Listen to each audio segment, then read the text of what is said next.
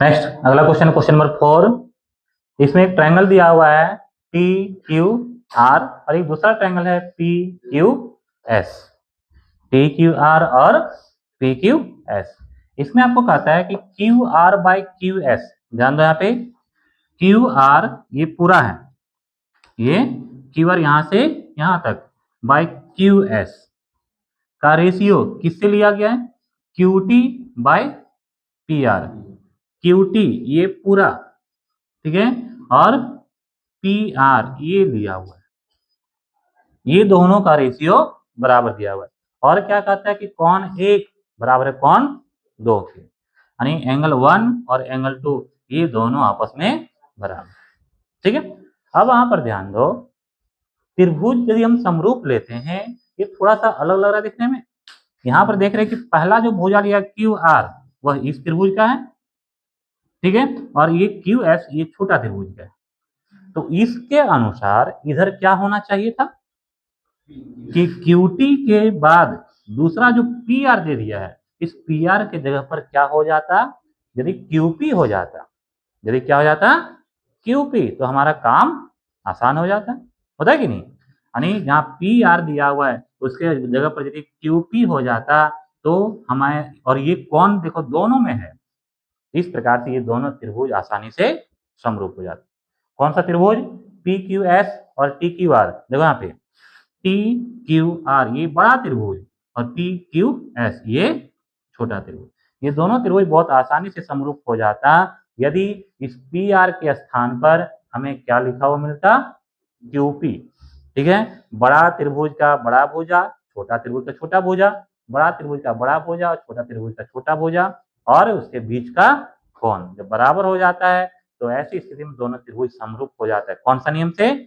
ऐसे ऐसे। लेकिन हमें यहाँ पर क्यूपी ना देख करके क्या दे दिया, पी आर दे दिया। तो हमें करना क्या पड़ेगा, हमको तो चाहिए क्यूपी ही चाहिए। इस की यहाँ पी आर लिखा हुआ है, इसके स्थान पर हमें क्या चाहिए, क्यूपी चाहिए। तो ऐसे ही क्या हटा के लिख दें?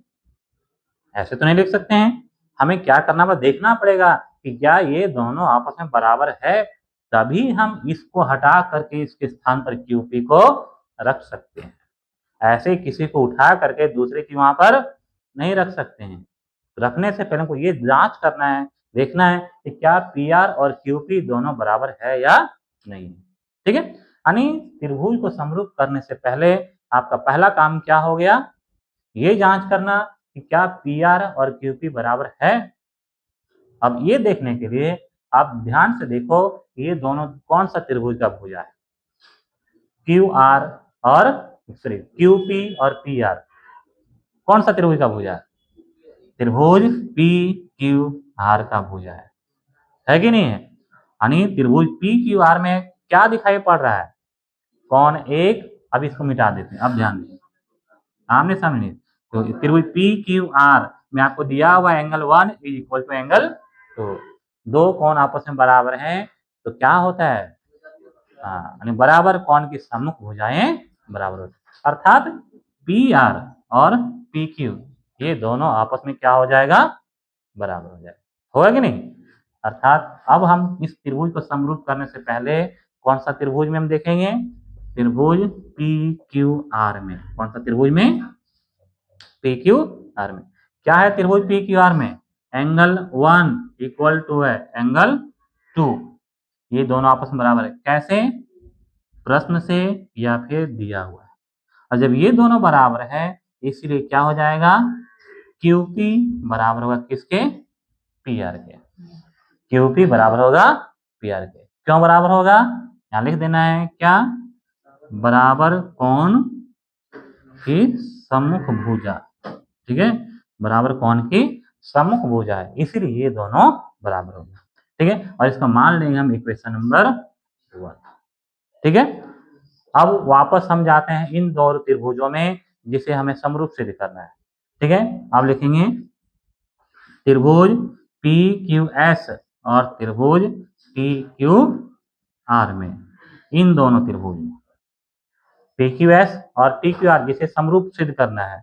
अब इसमें हमें क्या दिया हुआ है, यहाँ पर ध्यान दो, दिया हुआ है कि Q R by Q S equal to Q T by क्या है, पी आर। कहाँ से, प्रश्न से, ये प्रश्न में दिया हुआ है शुरू में ही, ठीक है, पी आर दिया हुआ है, इसीलिए हम यहाँ पर क्या कर देंगे, Q R by Q S बराबर क्यू टी, और ये जो पी आर था इस पी आर के स्थान पर हम क्या लिख देंगे, क्यू पी लिख देंगे। क्या लिख देंगे यहाँ पे, क्यू पी लिख दिए। कहाँ से, समीकरण 1 से, ठीक है। और क्या, और कौन पी क्यू एस के लिए, कौन पी क्यू एस, ठीक है, बराबर है किसके, कौन